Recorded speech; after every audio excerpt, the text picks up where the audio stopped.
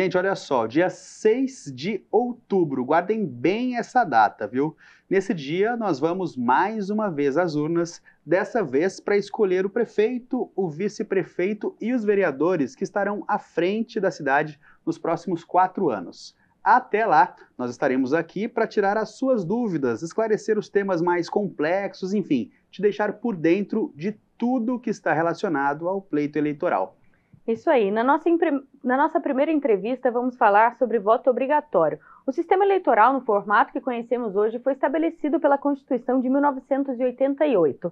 A obrigatoriedade está prevista no artigo 14, que determina que pessoas entre 18 e 70 anos devem ir às urnas. Mas o que tudo isso representa para o resultado das eleições? Sobre isso a gente conversa agora com Marcos Limão, advogado especialista em direito eleitoral. Bem-vindo, Marcos. Tudo bem, Marina? Tudo bem, Marvel? Uma alegria participar, principalmente nesse ano que completamos 200 anos de voto obrigatório no Brasil, já que essa regra ela foi inicialmente prevista na Constituição Federal de 1824. Então é um ano relevante, um ano importante de eleições municipais, uma alegria participar com vocês aqui.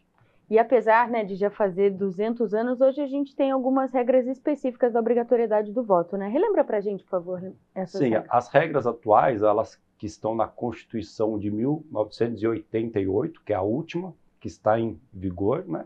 E ela prevê que o voto é obrigatório para os brasileiros alfabetizados que têm entre 18 e 70 anos. E o voto, então, passa a ser facultativo para quem é analfabeto, para quem tem entre 16 e 18 anos e para quem tem mais de 70 anos de idade. E por falar em voto obrigatório, a gente também precisa falar na obrigatoriedade do alistamento eleitoral, que é tirar o título de eleitor. Ninguém consegue exercer esse direito de sufrágio, de voto, se não houver feito o alistamento eleitoral no período adequado também. Então tem que aquele período que geralmente o pessoal recorre ao cartório para já ter o título em mãos, para poder praticar o voto, né? E sempre quando tem anos de eleição, para que ela seja realizada da maneira mais organizada possível, a Justiça Eleitoral estabelece um prazo de 150 dias antes da eleição, que geralmente coincide ali com o período do início de maio, do mês 5, para que é o prazo fatal para quem quiser tirar o título de eleitor ou regularizar o seu título, já que quem deixa de votar no Brasil em 3 eleições consecutivas e não justifica esse voto, ele terá o seu título de eleitor cancelado. Ele vai ter que fazer um novo alistamento eleitoral para que ele possa novamente votar nas eleições. Para a gente continuar, Marcos, a gente foi até as ruas de São José para entender quais são as principais dúvidas da população em relação a esse tema. Vamos conferir a primeira pergunta. Por que o voto é obrigatório no Brasil? Olha aí, Marcos, dá para a gente explicar essa questão da obrigatoriedade? A gente sabe que uma dúvida comum, né? Que a gente simples, fácil de encontrar uma dúvida como essa no dia a dia, principalmente porque se a gente pensar em outros países, tem países que o voto é facultativo para qualquer idade, né? E aqui no Brasil nós temos o voto obrigatório. Dá para explicar o porquê? Sim, o voto é obrigatório por um mandamento da Constituição Federal. Foi uma opção que os constituintes, os deputados que aprovaram a Constituição em 1988, optaram por manter essa obrigatoriedade do voto, assim como era mantido obrigatório nas outras constituições que o Brasil já teve. Isso aí tem reflexos positivos para nós enquanto sociedade. O primeiro deles é de, certa forma, forçar o cidadão brasileiro a participar da vida política e permitir com que ele participe, independente da sua condição social, do seu gênero, da sua idade, né? Porque já que o voto é obrigatório, nós temos, quando existe uma eleição, o poder público se movimentando para viabilizar, por exemplo, o transporte de eleitores, já que é um voto obrigatório. Se não fosse, talvez não teria esse benefício. E é importante que as pessoas participem, porque quem deixa de participar certamente se sujeitará às vontades daqueles que participam. Pensando nisso que você comentou sobre o transporte, né, na época de eleição, no dia da votação, se o voto não fosse obrigatório, de repente as eleições poderiam se tornar uma coisa dominada por um grupo só? Claro, acho que é possível que sim, né? Já que essas pessoas que detêm o maior poder político ou maior poder econômico poderiam não incentivar as pessoas a participarem e, ao mesmo tempo, com o seu grupo de dominância, de influência, fazer com que essas pessoas participem. E aí você acaba tendo uma distorção. Você acaba elegendo pessoas com um número muito inexpressivo de voto.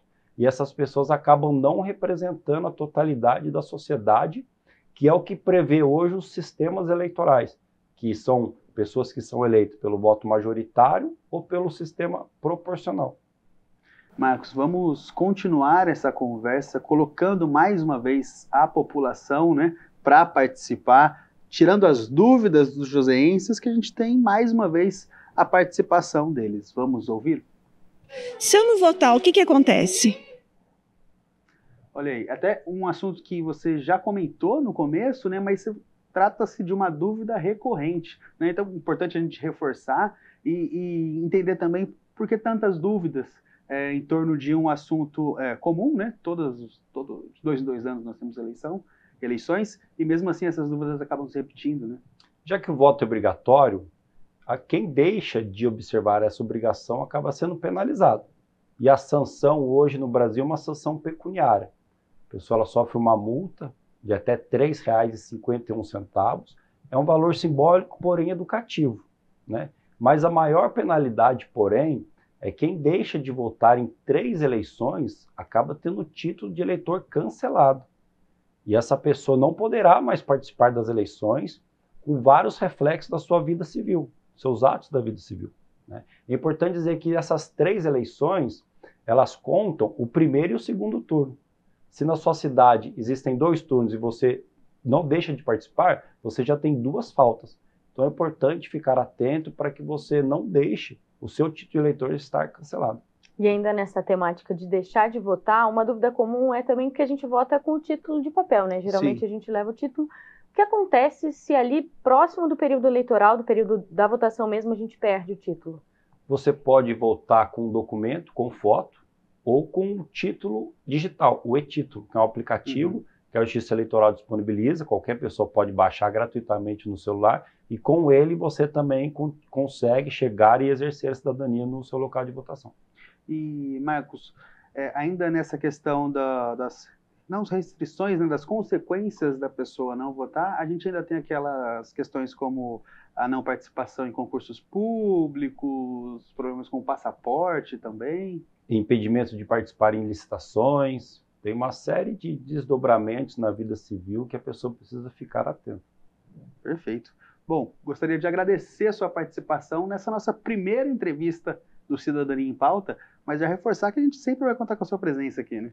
Pode contar comigo, eu agradeço muito e quero parabenizar a TV Câmara, a Câmara Municipal de São José dos Campos, por ser tão atenciosa com esse tema e se promover a gravar essa série de entrevistas sobre as regras eleitorais, já que isso proporciona uma maior divulgação do direito eleitoral e colabora para que haja no município de São José dos Campos eleições limpas, seguras e transparentes. Então, sempre que vocês quiserem, pode contar com a minha participação. Com certeza. Muito obrigado. Marina, reforçar, né? O Marcos Limão vai estar sempre com a gente nessas entrevistas aqui no Cidadania em Pauta e que a população pode contar com a gente de forma geral para tirar todas as dúvidas nesse período, né? Com certeza, e dúvidas importantíssimas, por exemplo, isso de voto obrigatório, da questão do título, né, de levar o título. E se a gente perde o título, porventura não vai votar porque acha que sem o título não pode votar, né? Então, tem toda essa série de desdobramentos que ele mencionou, então é importante a gente esclarecer essas dúvidas, né? Exatamente. E quem encontrar a equipe de reportagem da TV Câmara na rua, né, pode ir lá já deixar sua pergunta, tirar sua dúvida, na verdade, gravar ali com a gente, que o Marcos Limão vai responder aqui durante o Cidadania em Pauta. Bom...